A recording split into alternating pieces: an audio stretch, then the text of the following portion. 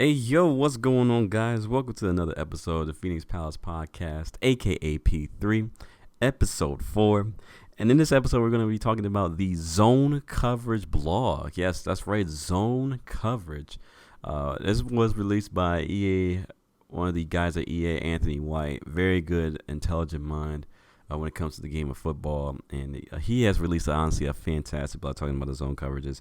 We're going to be diving down into the different types of flats, hooks, and even purples are supposedly making a return. So, yeah, those purples that were kind of useless in Madden 16, yeah, we're going to be getting those a little bit in Madden 17. And without further ado, let's switch gears into what I'm sweating the small stuff on. And basically, it's kind of the NBA Finals right around the corner. We have LeBron James and the Cavs obviously coasted to the Eastern Conference Finals. Basically, LeBron, I believe, 6 times in a row has made it to the Eastern Conference Finals.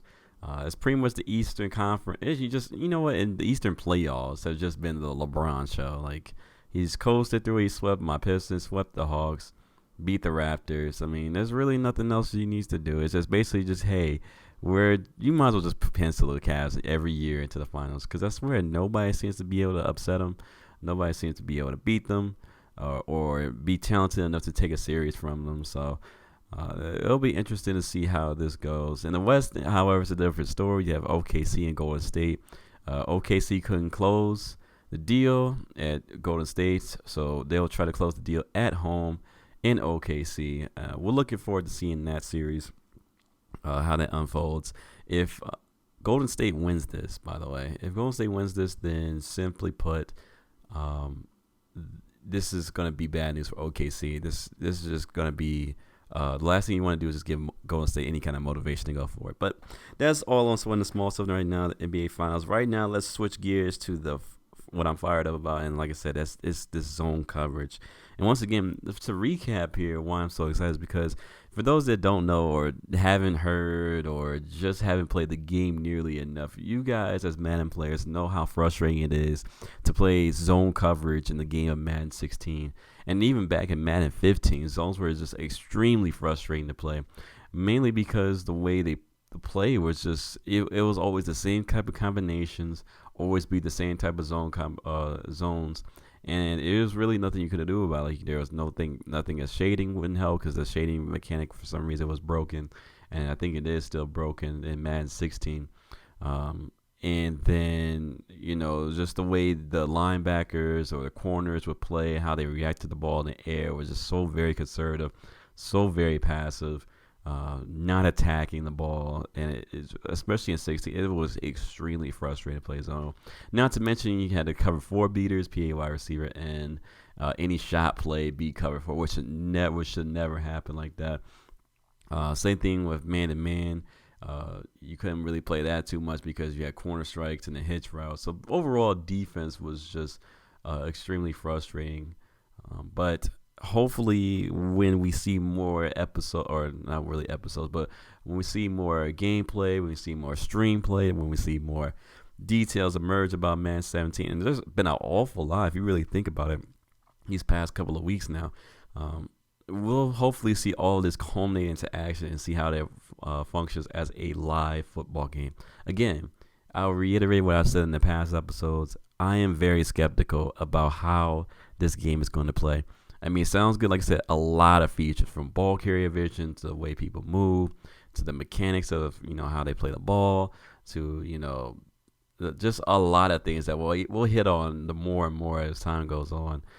Even next week's episode is going to be very good, talking about the competitive one blog that came out, which has me excited. But the main thing for me when it comes to Madden 16, besides the aggressive catch, the main complaint and the main issue I had was zone coverage. And again, we'll break this down in a second, but I am actually happy that, at least off what I'm reading, again, skeptical until gameplay, what I'm reading is that these zones drastically change how you play the game of Madden, especially from a guy that was very, very man-to-man heavy in the beginning. Not even this year. I went more zone heavy. I should have probably went back to my man-to-man roots, but from a guy that's going more into zone and blitzing and things like that, this is huge. This is huge. So let's begin about what exactly has changed, and we're going to be kind of going directly from the blog itself, talking about all these zone coverages and stuff like that. So once again, big shout outs to Anthony White here, who once again is very, very smart about his knowledge of the game of football. And right here we have a nice quote in the second paragraph. It says, prior to Madden 17, our zone coverage logic was written independent of the play. Simply put, our zone assignments didn't work together and therefore had no concept of a global scheme. It was a priority-based system that evaluated the coverage level of each receiver in order to determine who to pick up. Additionally, we only had 3 underneath zone coverage assignments: flat, curl, flat, and hook. And we had to use those assignments in a variety of coverages that in real life asked the players carrying out those assignments to do drastically different things. So at least they recognize the issue, A, of zones, and then B, that players in real life do completely drastically different things than they did in Madden. Mainly one of those things is that a lot of these guys aren't just running to a spot and then just standing there and letting the receiver catch the ball all over them. They're actually, when they're in the spot, they have responsibilities. If this happens, then do this. Or if he goes a certain way, then play this way. Like if the ball's 3 and thrown at you, you don't just sit there, attack the ball in the air. So they actually hear that. That's pretty cool. So once again, going back to what that quote was: flat, curl, flat, and hook on our 3 underneath zones. Realistically, if we're being honest here, as a player, from a player's perspective, the only one that actually did a somewhat decent job was really the hook. The flats did not play the flats. If you play cover 2, the corner is running 15 yards up the field. The linebackers would not play the flats at all. So realistically, and the purples, speaking of the curl flats, the purples did not do absolutely anything in this game. I mean, it was even to the point where I even questioned when I first got into Madden 16. I seen cover 2 sink, and it was man-to-man coverage on the outside corner. Something I used to do in Madden 15, which I called the Phoenix sink. For those that was watching me back then on Twitch, to see that, I'm just like, where are the purples at? And literally did not see any kind of play with purples stock in them. There's one play from Nickel Strong that usually has them, but outside of that, there was no purple zones in stock plays, and that's extremely frustrating to me. Like that to me at the time, by the way, when I was watching, I was like, yo, so we're not gonna address zones, we're just gonna lazily fix cover 2 sink. Like, what's up with this? But now it seems like I said, we're getting those back, and now we have upgraded, apparently according to the blog, they're from 3 to now 10. That's right, from 3. That's 7 more actual zones to upgrade into Madden 17. So another quote from this blog is saying, from moving to a new AI architecture meant our underneath zone coverage logic had to be completely rewritten from scratch. We consulted with NFL coaches and players to get a thorough understanding of the various coverage concepts, rules for each player's assignments, and techniques players use in order to carry out their assignments. It resulted in the creation of 10 new zone coverage assignments that have been used to create a variety of coverage concepts: cover 3, match, cover 2, carry, etc., etc. Each new zone coverage assignment has rules and logic in place with the idea that they'll be used in specific coverages. So in essence, each player in a given coverage concept has a knowledge of a global scheme and how everyone's assignment fits into the scheme. Each player having a global knowledge of the scheme gives them the ability to make progression reads, aka pattern reading, pattern matching. And for those that don't know what that is, that's basically what Nick Saban does at Alabama. If you still have no idea what that is, just Google Nick Saban Alabama. Should come up with something like Rip Liz defense, cover 3, and that's what Madden is trying to implement: real life NFL, or in this particular case, a college scheme, or just in general real life NFL schemes into Madden. And for that right there in itself, is incredible. That's not an easy feat, considering how the complexity of pattern matching is. It's really not that easy. I can imagine, I'm not a programmer, but I imagine from a technical standpoint, this is really, really hard to implement. But if this is implemented the right way, man, this is honestly game changing. So also too, from the blog, it says, in addition to new zones, the on-field coach cam art has been updated as well. Each underneath zone has the name and text inside the zone art. This is to give users a clear understanding as to which new zone assignments is being used in each play. The following list is a new zone assignments as well as high-level overview of what they are and what they're used. So basically, if you're following this on YouTube, I'll probably have pictures up there kind of showing you what I mean. But for those that are kind of listening via iTunes and or my Blog Talk Radio, so basically you'll see your zone, right? Like say for instance you're playing a cover two. You could picture yourself a cover two, right? So your flats will have a text file, or not text file. Your flats will have text in them, and then your hook zones will have text in them. So they actually show you what exactly the defender is responsible for. So if they mess up, realistically, you could just be like, yo, linebacker, middle linebacker, you didn't play the mid read. Yo, outside linebacker, you did not play the flat. My corner is, why are you playing a cloud flat? I wanted you to play a hard flat. Like you can actually see what they're responsible for and how they play it. So like I said, if they play out of position, play what they're not supposed to, you can actually specifically yell at those players, or maybe yell at yourself because you probably called the play or didn't adjust enough or whatever, that you they didn't play the way they were supposed to. So we have 10 new assignments here. We had the cloud. Some of them are flats, some of them are hooks, some of them are curl flats, purples, whatever the case may be. We have the cloud flat, which is basically kind of playing what we've been used to in Madden 16. That was essentially a cloud flat.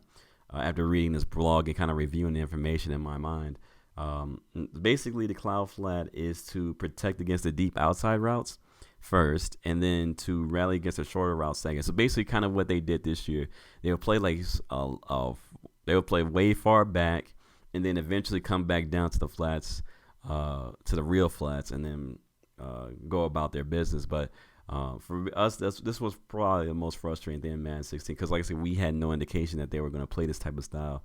We assumed that they were going to play this particular flat that I'm about to mention off, and that is the hard flat.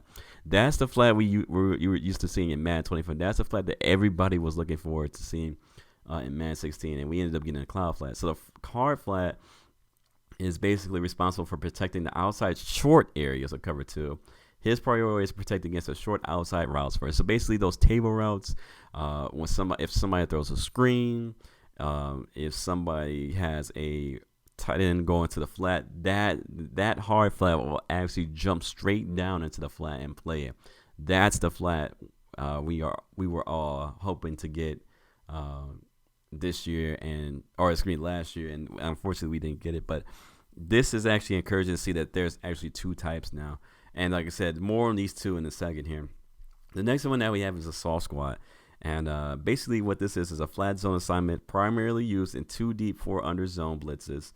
And it basically has the ability to turn into man coverage depending on the certain type of routes by the receivers. Sometimes this is known as trap defense. So for me personally, this is probably the flats I would use the most, considering I like to create exotic looks on defense.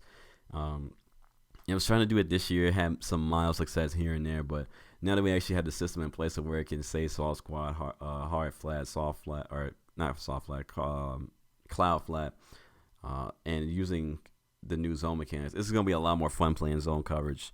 Just basically reading off this. Basically, we have another flat, which is the curl flat, or AKA the purple zone, and basically, curl flat player is responsible for protecting the outside, intermediate, and short areas of cover 3.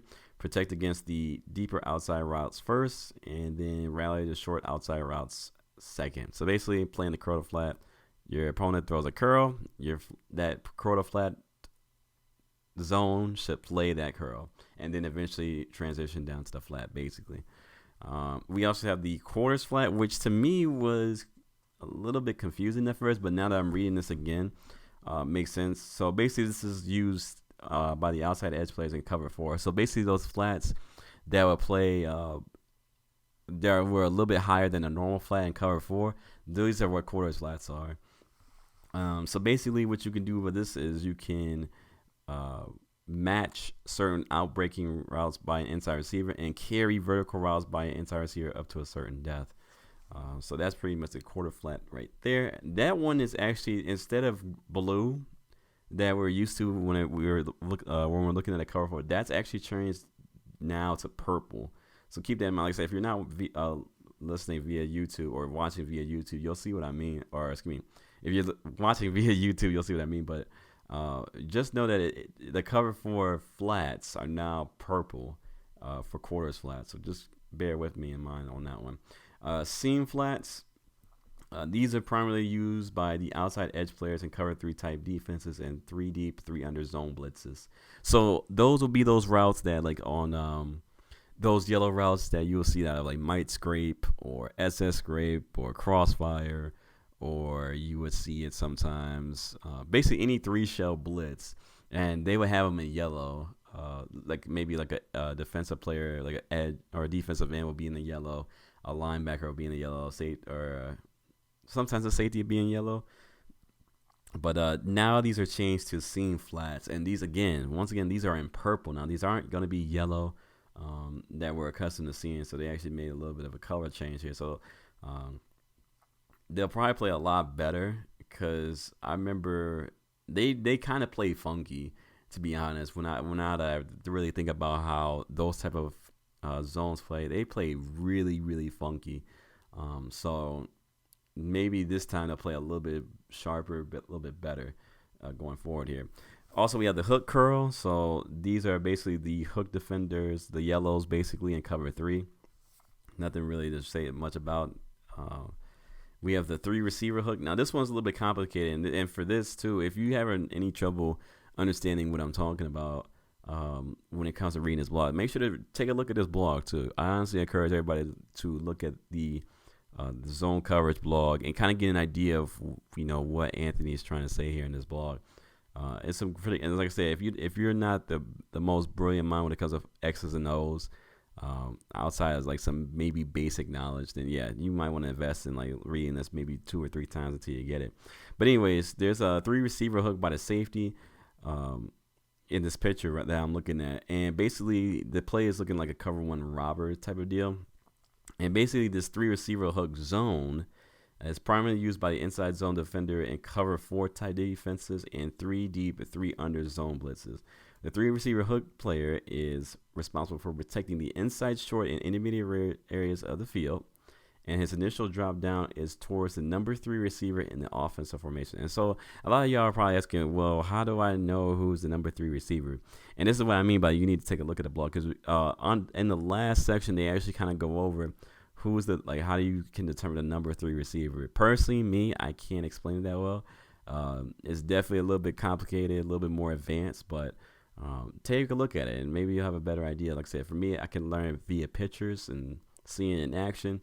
And I'm not a good explainer when it comes to that, so just take a look at the blog when you get a chance here. You have the vertical hook, and these are kind of like your yellows in cover 2, basically, or like cover 2 blitzes. That's where you would see your yellow hooks, or your vertical hook. Excuse me. Let's see. They can convert to man coverage against the vertical route of an inside receiver. Then you obviously have the middle read.